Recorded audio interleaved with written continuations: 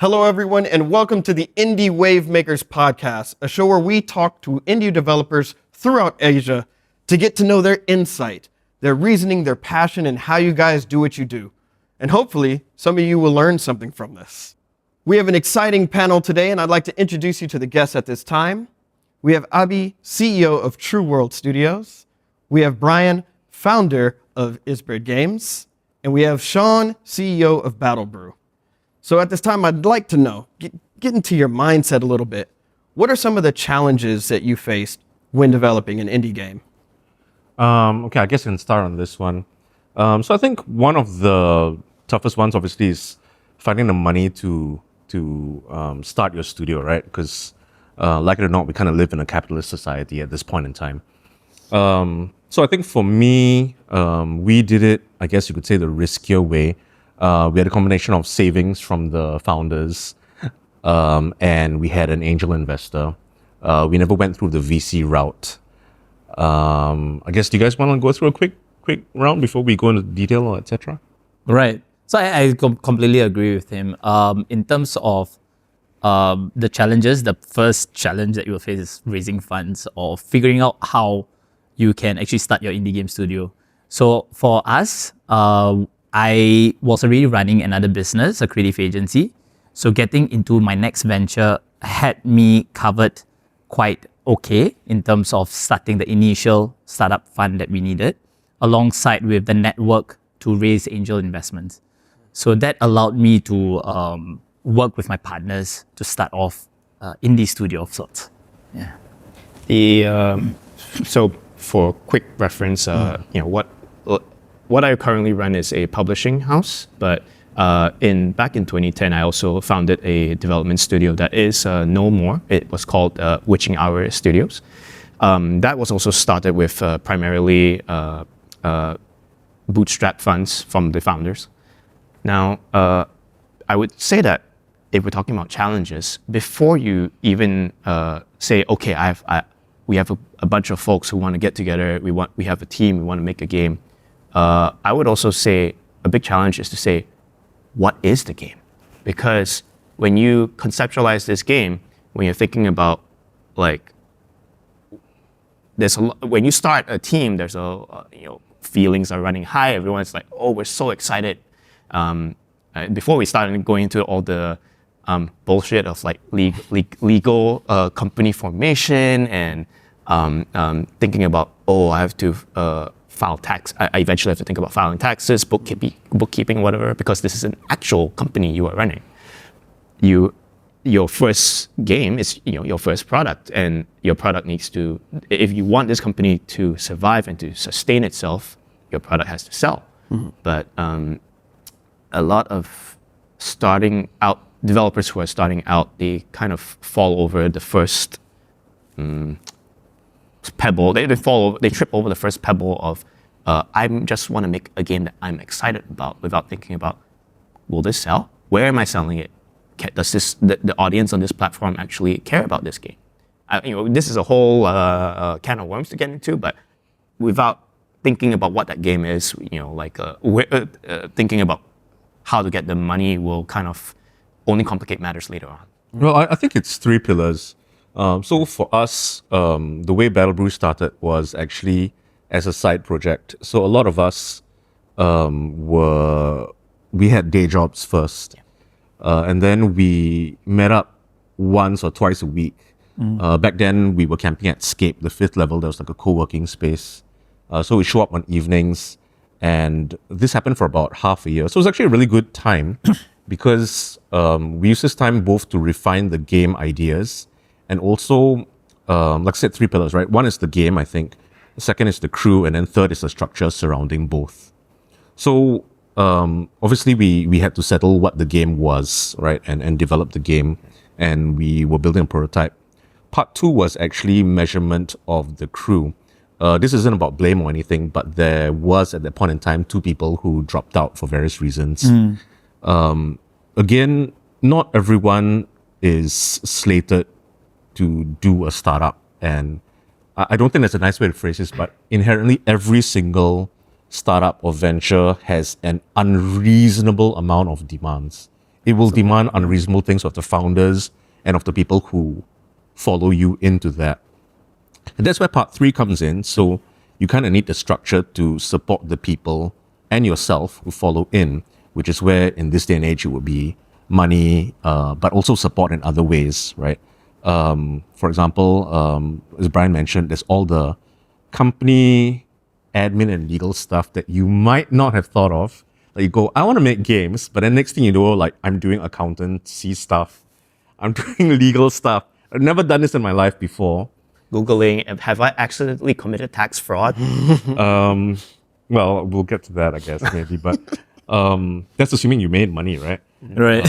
Yes, it's a luxury to be in that position. Cough, cough. I think all 3 are important. And for us, we had this, what we call settling in time to make sure that everybody who signed on was ready for what we were about to begin. And even before we officially began, we lost 2 members originally. And they're still good friends and everything. But basically one guy's wife, back then girlfriend, not sure, I don't remember, was like, no, you can't do this, you're getting married. And we were like, yep, fair game. Like, can't say anything. Yeah, and in a Singapore context, you very often, people who start these companies are often still in the mid to late 20s, early 30s, and that's pretty much the time where in the Singapore context, you're about to buy HDB, buy your first home, you might be having a child, already just had a child, there's the list goes on. Just bought a car. I have a loan on X number of things. So for these people to bear risk, kind of requires sort of support on all sides, including your loved ones, your partners, etc. It can be quite taxing, to say the least. Oh, it is. Yeah, it definitely is. And it sounds like these games, essentially, to go through all of that, knowing what's going on, it has to be passion driven to some degree to make these games. It's got to be passion fueled. I think that's important. That's integral, but it can't be passion only. I think one mistake that I've definitely seen friends make is you think passion is all that you need. It's like that song, "All You Need Is Love" and all that, right? But the truth is, I think you really do need the supporting structure. It's all fine and dandy, and then you say, yeah, I can do this for a year, and then as founders, I'm sure these guys have gone through it, but I've gone without pay. I've taken cut pay, I've taken no pay. At one point, for the longest point was like a couple of years straight running, and that was really rough. So I think people need to have an honest conversation also about the unpleasant side of it, and the what if our first game don't work out? What if we got to take a pay cut? What if you got to take a pay cut?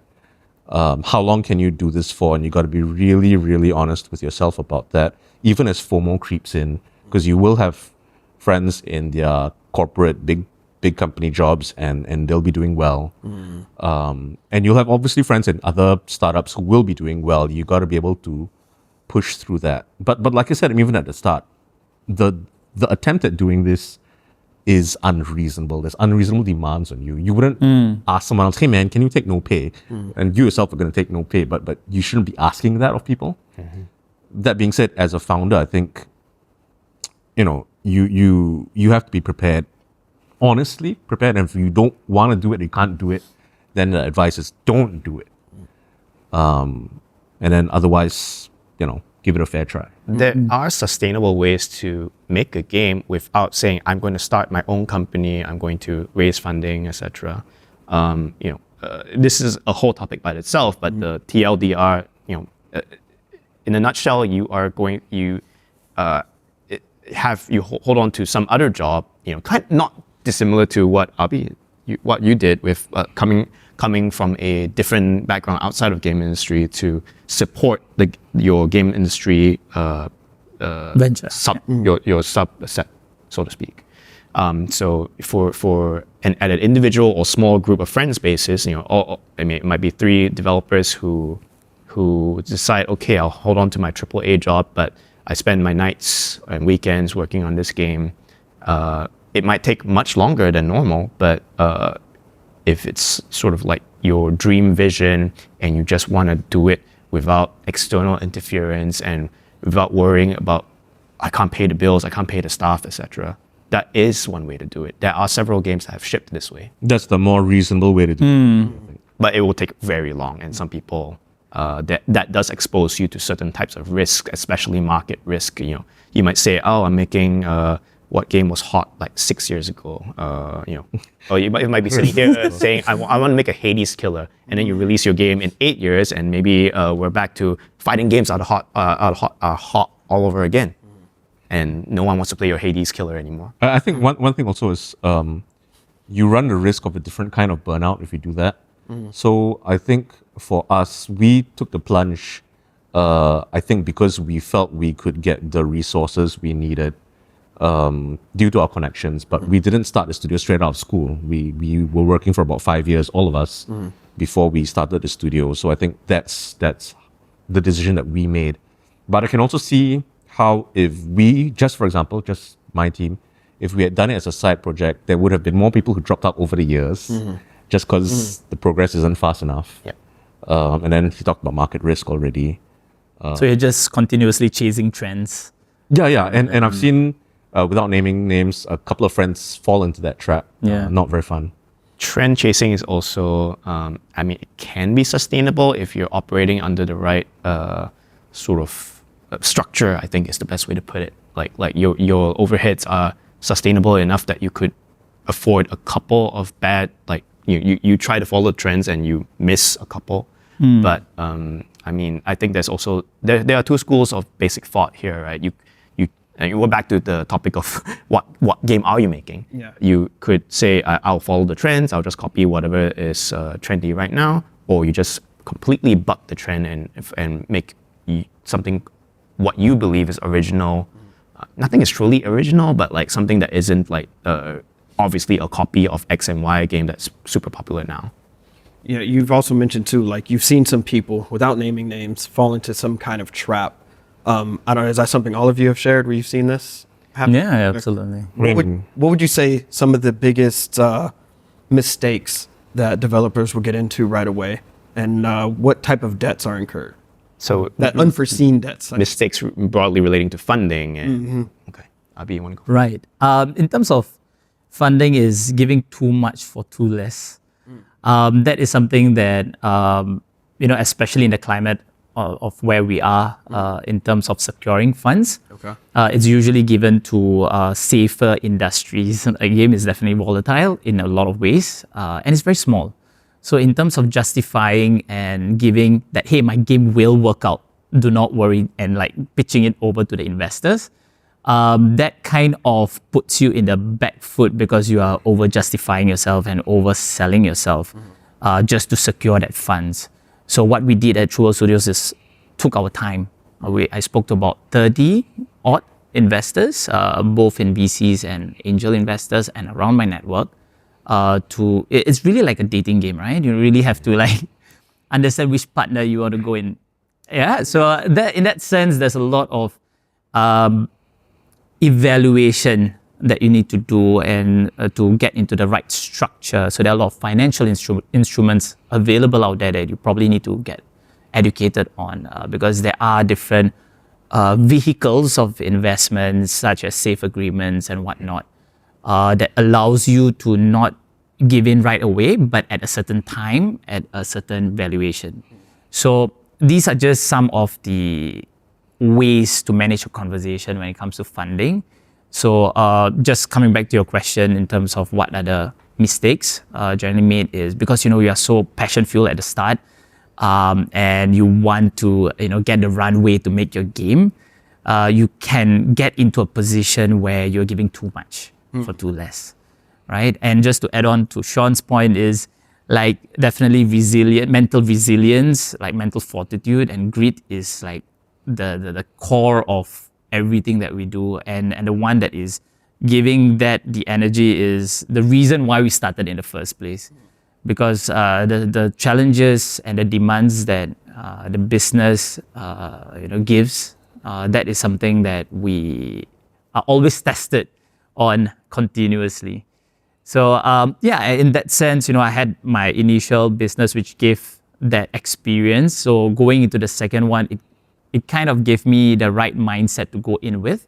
So the next, point I would like to make is to go in with the right mindset, right? And not go in with the mindset that everything will work out, and I can survive with, eating rainbows and sunshines and whatnot, right? So I think that mindset is critical and important. And as much as you want to do the game itself, you should also be open enough to look at this venture as a business structure. I mean, with the capabilities in-house, what more can I do to support the game? What more can I do to fund the game? What more can I do to make it sustainable? Because I think all of us here agree that nobody can give a guarantee that your next game will be 100% success. So it's a game of numbers, but at the same time, how well you do it, the team that you have, the partners that you have, it all builds towards the success. Yeah. So what do you think, you mentioned too, this is a process. You got to go and get your feels when you're talking to multiple angel investors, VCs. You might have to get home and spray some perfume on, shave, look good and clean. What is it that you think the investors want to hear? What are they looking for to make them say, oh, you know what? I think I want to try this guy out. Right.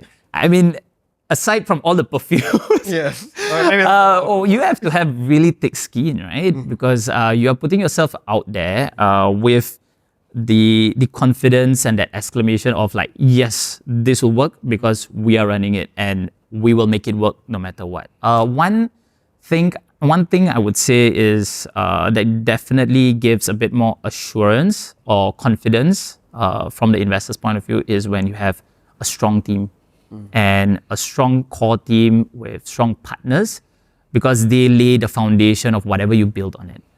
And that gives the confidence to the investor to say, yes, these guys have a good team, good culture. They have good dynamics here. They are doing a lot more to support themselves, and they are looking at it at a business point of view. So a business point of view is very different than a project point of view, right? So a game technically would be a project that we run one at a time. But a business needs to figure out what kind of revenue generation models can we do aside from the game. So I think this goes into the topic of looking at different types of funds or revenue coming in from immersive technologies or doing virtual production. I think I think what Abi pointed out is the distinction between the project basis and the company basis is actually a very good segue, or a good way to distinguish between the kind of funding that publishers look at versus at a company level. That's what VCs tend to look out for, because that VCs are looking for equity funding. They invest in your company, whereas publishers typically only invest on a project basis, unless they take IP, which is a separate issue we'll talk about later. Yeah. Okay, so I think that's a lot of the business talk, which is of course important. But I think I generally agree with a lot of it, but I think what's been neglected in this conversation is more the studio side. So I think we talked a lot about the business and the VCs and angels, etc. And I agree and also disagree with some stuff. It's more like just refinement of it, right? So I think a big part of it, example, you talked about like the studio pivoting if it needs to non-games. But I think for us, weirdly for my studio, if for example I had pivoted to NFTs at one point, my studio would have resigned en masse. So I think basically, where am I going in this, right? You need to ensure that the values line up. And then I think beyond a business, right, you kind of also need to, I guess in a way, remember why you started this studio. So for me and my team, for a lot of us, it was not just financial autonomy, but creative autonomy. Theoretically, I mean, we could be making more money if we did certain genres, but we weren't necessarily profit first. If we were, then we would have stuck with some of our old studios. I think for us, there was a creative and a values component as well, which I think lends to the kind of games that we end up making, which leads to the fans who like that sort of games and having that steady fan base. So I think taking quite a few steps back and simultaneously forward, for us it was about building a culture, and that culture builds a brand. So I think if you look at the biggest, most successful companies, no matter what they do, it's about building a culture. So if you look at Apple, for example, you look at Nike, yes, they sell products, but more than that, I think they sell a dream and a lifestyle. So I think for me, that's important, looking at the meta for that.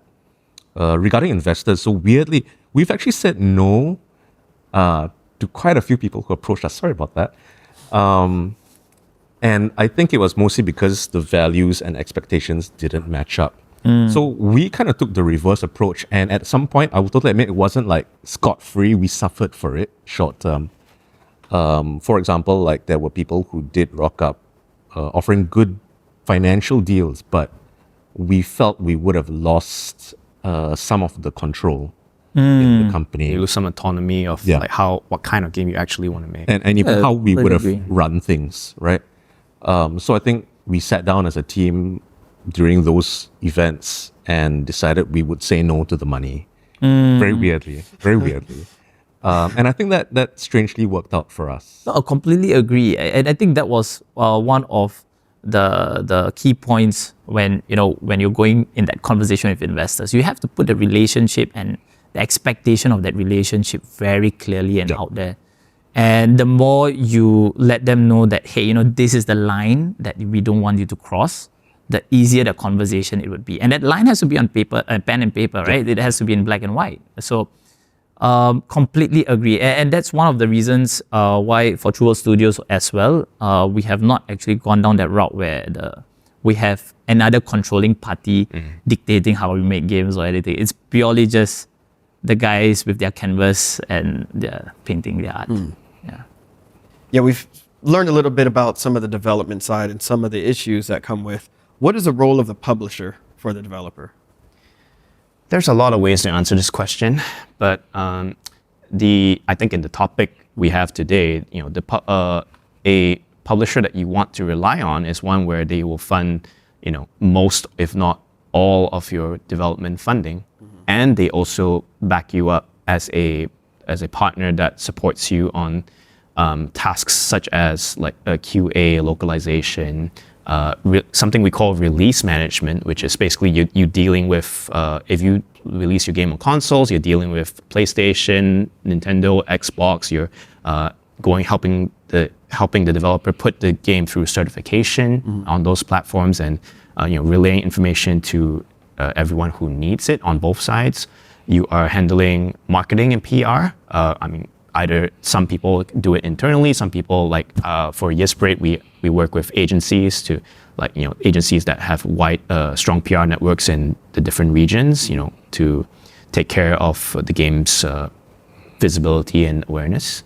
And you may also work with distribution partners. So essentially, if I had to sum it up, a publisher does everything that a developer takes all these tasks away so the developer can focus on making their game the best game that it can be. But there is, of course, a whole song and dance involved in how matching a good fit between a publisher and a developer. Have you ever had, what are some of the perhaps bad fits, some of the mistakes and regrets maybe that you've encountered or stories you've heard of as a publisher? I've got some stories, but maybe Sean. Sean has danced with a lot of publishers recently. I think we can let him say his piece first. Okay, so The floor is yours. without naming names, of course. Okay, so I think, let's just say, I think one of the piece of good news, like in our journey, was when we were looking for a publisher for Cuisinier. We got a ton of offers, which was nice.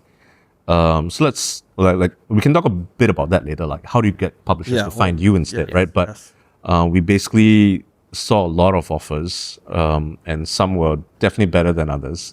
So I think one of the big ones in this day and age is do not give your IP away. Yes. Do not give your IP away. I think that used to be the case maybe 10, 20 years back. Maybe back in the early 2010s. Yeah, about it there. disappeared around between like 15 to 2021, 2022. So the so-called at least starting from the golden era of indies, when all the platforms were super supportive of indies, and the indie game, the movie had just come out. Everyone was super excited about indies and supporting them.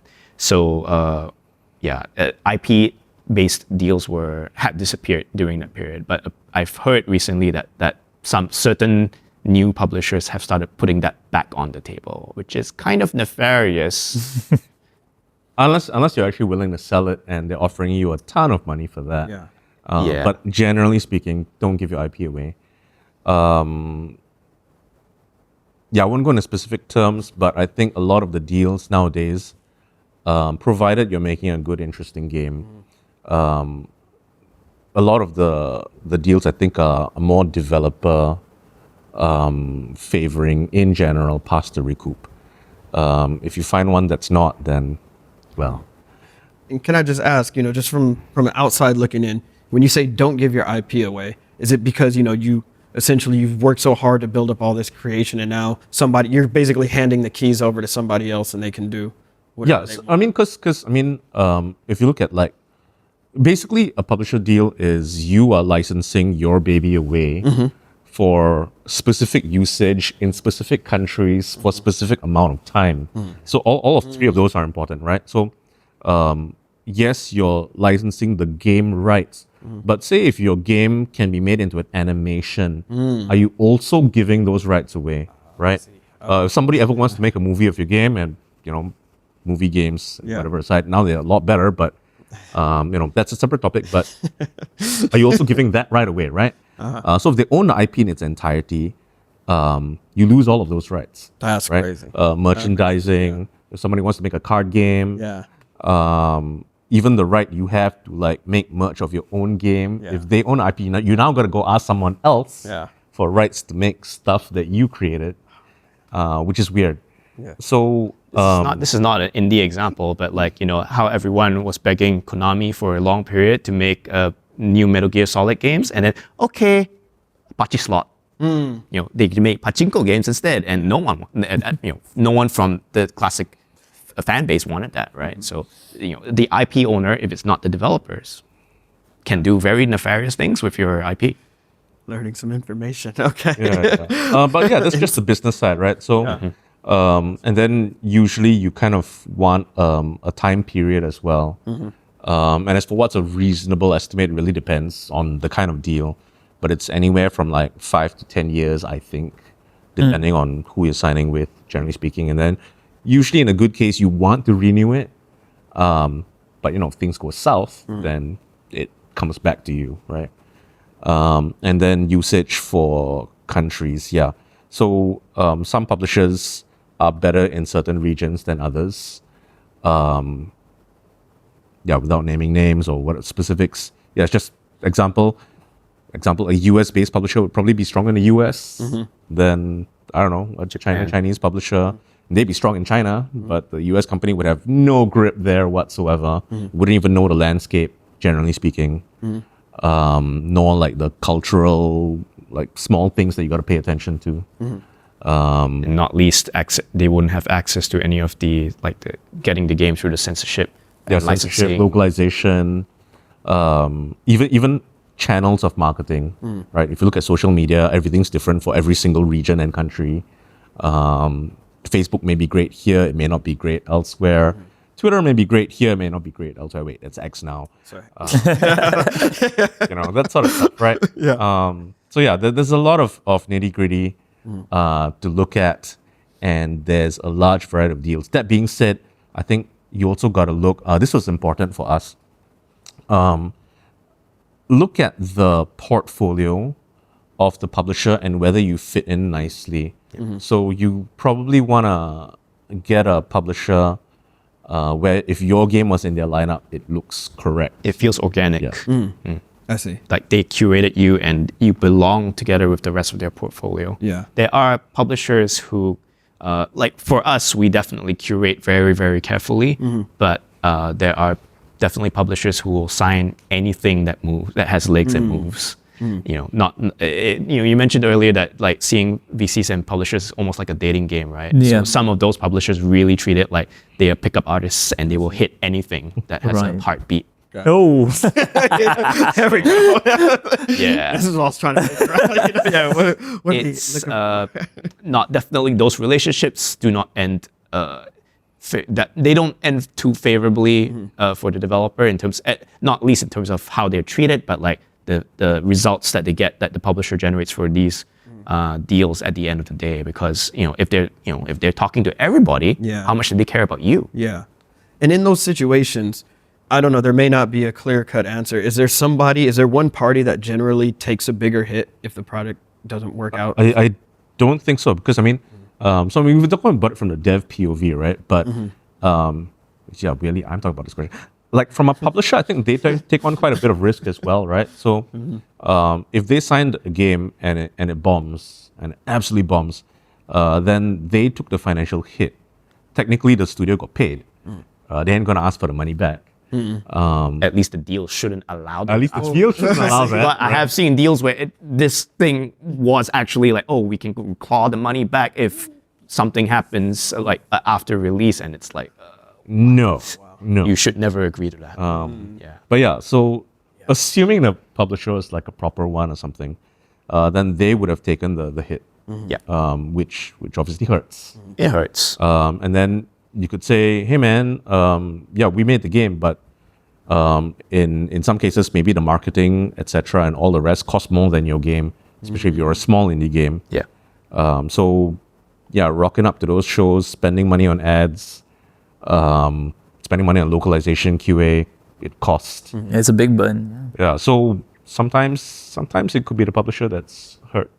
I should clarify what I said by clawing the money back. When you sign an agreement with a publisher, they do have this thing called recoup, which allows them to, like, if my company spent like 200K on localization, like let's just talk about localization. If I spend 200K on localization, there are many types of deals where the publisher will say, well, when the game is launched and we make the money back, I want to make that 200. If we make 200K on sales of the game in the first month, that 200K is going entirely to recoup the 200K first before anyone else sees money off of the revenue share terms of this deal.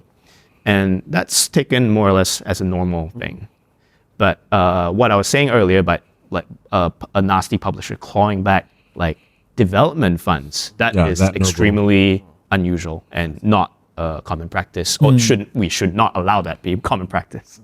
At least that's what we know to check in the contracts or in the term sheets that we get. Yeah. Because for us also, we were going in for our first deal, and the one thing perhaps can also help those studios which are approached by publishers is if you're approached by one, perhaps it's also good to approach others, just a couple, just to understand what kind of term sheets are out there. Because to be honest, there's a lot of learning curve involved as well. So if you're hitting your first publishing deal, it's good to have reference point, because there's different publishers that structure deals differently, and sometimes a lot of it is on one party's favor, and the other, and sometimes it's properly or equally built.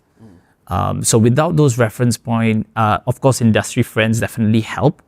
Play a ton of a role there, but at the same time, having that reference is definitely one of the things that we wanted to have in place to understand what a deal would be, a good deal look like. Yeah. I wish game development schools would teach something like this, or include it in their curriculum in some form. Yes. To get some early education now. This might be a silly question, but since I was curious, how far along does a game need to be in development before a publisher is interested in? Wow, that is. There's no straight good answer to question. this. Yeah. There's no straight answer because I got a game in my head right now. I was wondering if I could get it right now. There you go, Ryan. if you met fighting game, if it's a fighting game, okay. So I mean that's actually legit though, because they do look at quite a few things. One of the reasonable answers is, do you have a demo, right? But if the studio is proven, and the makers are proven. I've seen people sign deals entirely on a pitch. Yes. But that requires you to have a track record. If you're a fresh indie, that's not gonna happen. Yeah, never made any. That's not gonna happen. Unless you are wearing good perfume or something. That's not gonna happen. That is not a foundation. increases your stats quite a bit, you know. I don't think equipping even that bonus item, Yeah. difficulty rating for that is a little high. Exactly. Yeah. But yeah, generally speaking, you'd probably need a demo. Okay. And then Prototype minimally. Yeah, There is a that distinction prototype. between prototype and what we call vertical slice, which is it kind of like imagine you sliced off like the first chapter of Nier from the rest of the game. That's your vertical slice. okay, but getting there can be tough also. Yes. Yes. I think one thing maybe some indies, including myself, have fallen foul of is actually do your market research. Like don't just make the game. Yeah. This is what we said earlier about what kind of game are you making. Yeah. Yeah, right. So if you don't need to make money off this, then make your dream game. Do whatever you want. But if you're gonna sell it, right? Yeah. Then you gotta make sure it's sellable. So like, do yourself a favor before you like start work. So this is relevant to the publisher thing because the steps they do are all similar. It's the same route, right? So you look at the game and you go like, hey, that's pretty cool, but does that genre sell? And then you go do your research, or does that art style sell? And if the answer is yeah, then you're like, sign. And if the answer is no, do not sign. As indies, you ask yourself the reverse side of that question. It's like, am I making this in a genre that generally does well? Is it too crowded, or is it like dead, right? And both are bad, right? And then art style, music, game feel, everything, go measure it up against the competition, or in some cases they could be allies because there's stuff to learn as well, or collab if need be. But yeah, you need to kind of ask yourself those questions because the publishers will be asking themselves those questions. So I definitely met publishers who said, oh, we don't do X genre. And you go like, curious, why? It's because it don't sell. And you're like, okay, cool. Or maybe because they don't do it, right? Yeah. So I talked about portfolio.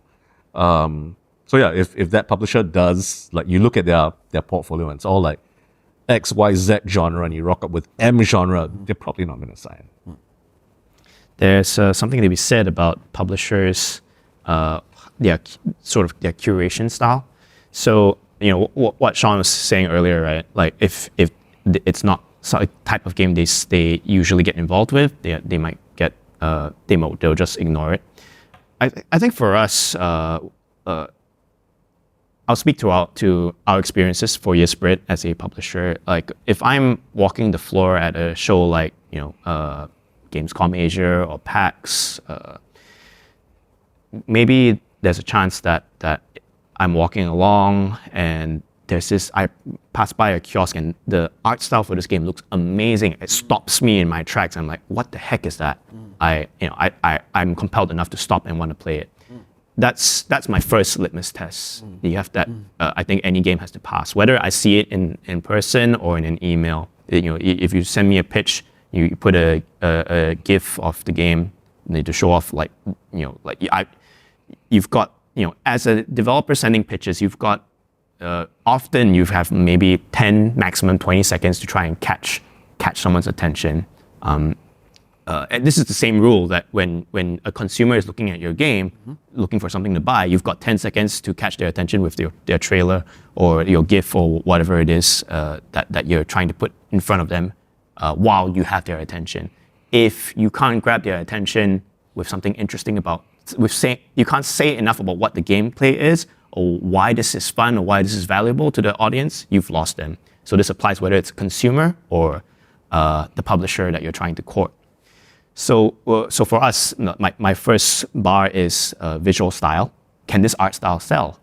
Because if it can't sell, then this is the piece I wanted to say.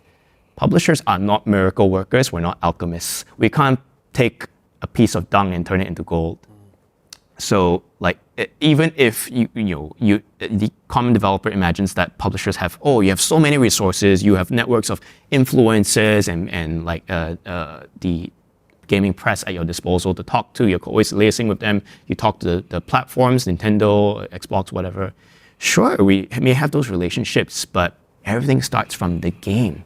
If the game is, if it doesn't have something that X factor that that's going to be catching people's attention. If I think Abi said this earlier. If you don't know your own value when you pitch, you're not gonna make it.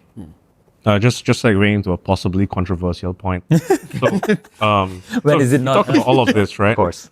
So I think in certain cases, so we work with publishers because we feel we're comfortable making games, not as comfortable marketing them. But in certain cases, either your team's big enough or your game's small enough, and you're connected enough, you might not need a publisher. Oh yeah, sure. So in this day and age, and depends on the platform as well, right? There's quite a few games out there that actually might not benefit as much from what a traditional publisher might be offering. This is true. AKA, if you look at, let's look at the marketing, localization, QA. Localization and QA, you have access to localization agencies. They're good. You trust them. You can pay them. Knock that one out. QA, same thing. You have access to QA agencies. Knock it out. Marketing comes in a few flavors and formats. Social media, you can pull favors from influencers who are big that free marketing. You have some money pay for ads. You have access to the game shows. You have access to press. If you're very comfortable with doing all of that, I think the need for a publisher actually goes down. But Sean, you look like a person who wears deodorant, if not perfume. You look like someone who invests time, talking To those operational exactly activities, being familiar with those processes. If you go to a show, you yourself will talk to the influencers who could drop by. You'll pitch them the game. You'll build those relationships. Some developers, and I'm not this is not an attack on anyone, but some developers are just not good at those tasks or don't want to do them. They would rather just take their time, their potentially very limited time, and focus on the game itself. And in those cases, it can be, it's not always there isn't always a binary choice of I could do it myself. Yep. Yeah. Totally get But in the cases where if you are a developer that has those experiences that led, or you have the build, I shall say, too, that lends itself well to handling those tasks on top of your development work, then publishers the utility of publishers may become really more of a financial one, because where they bear the risk, like the financial risk of paying for all those things, rather than you need them to actually do those things for you. Also, to add on to Brian here is, I think the publisher that you want to get into a deal with should be a fan of your game. At the end of the day, if that person who scouted your game or tried to get your game into the publishing side of things is not a fan of the game, then you lose a very strong advocate that would be partnering up with you. Because they would go the extra miles. They would go you will see on their Steam page hundreds of hours on your demo. And then they will be sending you videos after videos of them playing and talking about the game. That's when you know that, okay, that is a publisher you want to work long-term with. And that is where a lot of interesting compromises in the deal, in the term sheet, and all that suddenly looks very trivial in nature, because you have this long-term vision planned out together. And that, what marks the trait in this relationship is the communication portion of things, where there's a whole lot of transparency in terms of how they are going to bring out your game into the public, how they are going to be part of this partnership, and where and what kind of activities or help they need. So they won't even shy away from asking for help or things like that. That's when you know that this relationship is really healthy, because nobody, like Brian correctly mentioned, right? Like, it should not be on either party's fault as to why this did not work out, because you are in the same boat together. One, if it sinks, we all sink together. So there's no way out, and there's no other ship. So in that sense, and in a lot of sense, getting into that relationship, it's all about that communication and that transparency that is built there, and then make sure they're a fan of your game. Communication in a partnership, this is the ideal. Some people are not. You hope that they are. You hope that they are good at communicating, and it turns out that they are not. I think earlier you asked about like maybe horror stories or like bad cases of where things didn't work out with people that we worked with, and the foundation of the bad news, the bad vibes, and the breakdown always starts from lack of communication, whether for cultural reasons or other things.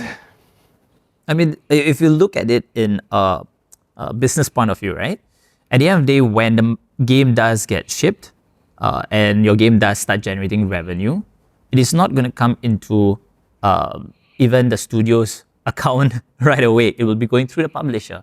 So having that communication established, that channel of transparency, that allows the confidence that there's nothing that is going out of the view, right? That there's a very trusted relationship that we have between each other, and that's how the funds are being moved, that's how the revenue is being generated, these are the numbers, these are the channels, these are the ads that are being run. Wow, nothing like it. Everything is above board. Everything is above board. Yeah.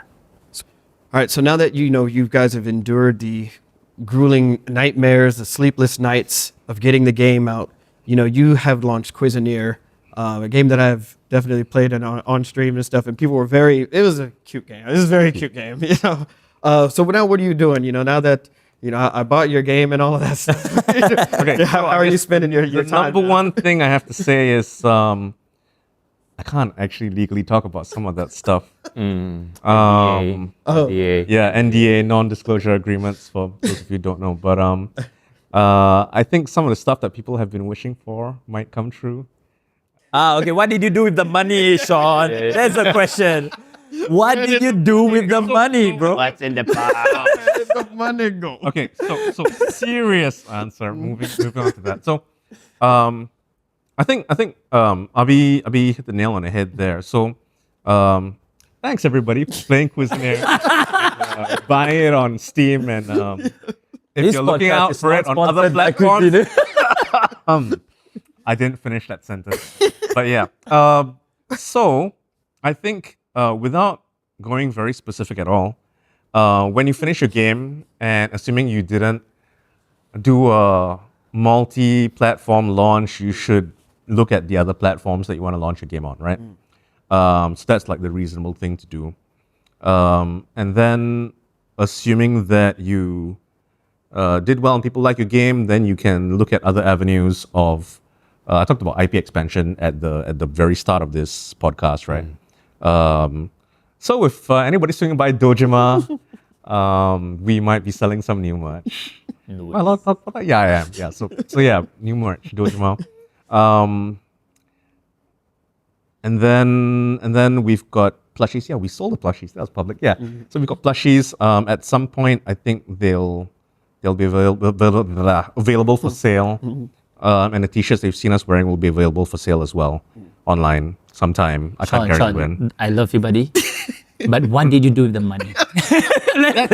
That's actually part of the answer here. So the money's being deployed in a very business sense to other platforms and avenues. Right. So mentioned about expansion of your IP, other platforms that's development as well.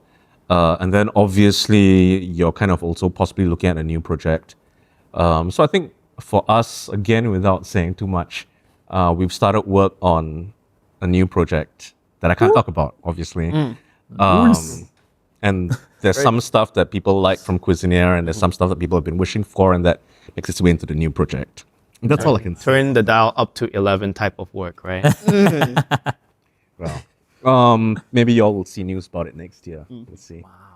Wow. But yeah, that's basically what up. Post-launch life is up. The money might not come in immediately. So for the indies who are like, yeah, my game's doing really well on Steam charts, and you go like, yeah, cool. And don't forget, your publisher needs to eat as well. That's all right. Yeah. So you're like, So yeah, that's, that number minus this number minus that number. there's a lot of minuses. You owe. And taxes. There's a lot of minuses. And taxes, platform cuts. So don't celebrate too soon. As a strategy for a developer, shipping your first game is, I mean, Cuisinier is not your first game. It's First our of all, third published game, I believe. Awesome. Nice. not your fourth. Or published game, right? Yeah, third Yeah. published. But game. shipped, like So no, we can't two. right. Can't you, do- you can do two of them. Made it to 3 all the way published. Right. So I think what a lot of developers, we very often read about the much glorified idea of, oh, you launched this one game and it became a mega hit. Sold 1 million copies on Steam. The developers are super rich now. Blah blah blah. There is something to be said about a developer that ships. The games each game you ship isn't as successful as that. Maybe it sold 30,000 copies at launch, but it's still, if you hit a certain sort of watermark where Steam has enough data to say, okay, people who bought, let's give an example. Your game, Unyielder, let's imagine when it comes out, it sells at least 50,000 copies on launch. I would say the ideal that everyone wants to sell is like at least 100,000 copies, if not more, depending on how much you spend on your games. But you want to break like above somewhere between 50 to 100K copies to really give Valve enough data to say, okay, people who bought Unyielder maybe also happen to like other mech games. They like Into the Breach. They like Ultra Kill. Titanfall, etc., right? So every time you have a game that breaks this threshold, you basically create an opportunity for what we call the long tail of sales. And even if you don't sell that 1 million copy mega seller, if your studio survives long enough to ship 5, 6, 9 of these games, that long tail becomes enough that you keep generating revenue every year. That doesn't go away. It is not like it goes away if Valve somehow dies, but if that basically leads to That is our. that's like saying, what if someone dropped a nuclear bomb in Singapore tomorrow? Okay, bro. I think it's too much. So without catastrophizing, Now in I know that why they put a word. direction. Now you know. So without that sort of catastrophic sentiment in mind, like when you build that long tail, So it's like organic revenue that Correct. comes in without any other need of marketing. correct. You don't spend more money Right. for Steam to recommend your game. Yeah. And that's if you make the extremely next powerful. game and has something to do with the previous game, or even same studio made it, Yeah. this new game comes out, and like, hey, wait a minute, I'm also gonna check out the old game. There's Right. that, yes. Lots of little links and Right. Ways to use Steam to promote your back catalog by launching new games. Right. So the association helps to keep funneling new There are- sales. I wouldn't put too much emphasis on it, but it is helpful. It is definitely, definitely, a yeah, factor. yeah. And more importantly, when you've built up that enough, if you launch like 2 or 3 games and you're like, oh yeah, the long tail will take care of me. It might take care of one person, but if your studio is like more than like 3 or 4 people, you're going to have a hard time with that. But if you get large enough, what we imagine as sort of like a small core of the common size of like small indie developers, 3 to 5, you could potentially, with that strategy, live off of that income purely off of the long tail. Now the problem is, especially for environments like Singapore, how do you make 3, 4, 5, 6, 7 games without dying after each one? That is part of the problem. And that's why we're talking about things like publishers, VCs, right? You want someone to help you de-risk that long-term goal. Well, I think that's on the cash side, but I think for us, one big lesson we learned, because our previous games were very, very different genre from the next game, is I think once you find something that works, then you possibly want to keep the parts that work and then bring it to the Right. next game. Yeah. Rather than reinventing the wheel entirely. Oh, there is definitely something to say about reusing tech. That's just at a studio management level. That's just smart vision, like having a vision that smartly reuses what you've The done. scalability of your tech Yeah. across different projects. Yeah. Provided you retain the talent that actually knows how to use all of that stuff. Yep. Which is, I think a lot of larger studios, when they see people bleeding, like, what you mentioned earlier, if they start pivoting into like NFTs and stuff, and there's a mass exodus, all those people who who built that tech are gone. Yeah. Yep. So that's a problem. All right. Well, thank you guys so much. This is an incredible, incredible panel. Thank you guys. I learned so much, and I hope all of you did learn something as well. Where can more people find information on your products, Abi? Oh, you can follow us on our Steam page. Follow Unyielder, wishlist us. It's going to be up and coming really soon. So look out for that. For us, we have a spooky tactics RPG called Demon School. That's spelled Demon School without a space in between. It's just one word. You can look for that on Steam or follow us at on our Twitter account, YSBRYDGAMES. And please wishlist Demon School and look out for our next game. It's coming to you hopefully sooner rather than later. Cuisinaire, check out our Steam page and other platforms in time. Excellent. Thank you guys so much, and I hope you all had fun today. Thank Thanks you. so much, Thanks, Mike. Mike. Yeah, thanks. Thank you. All right. Cheers, guys.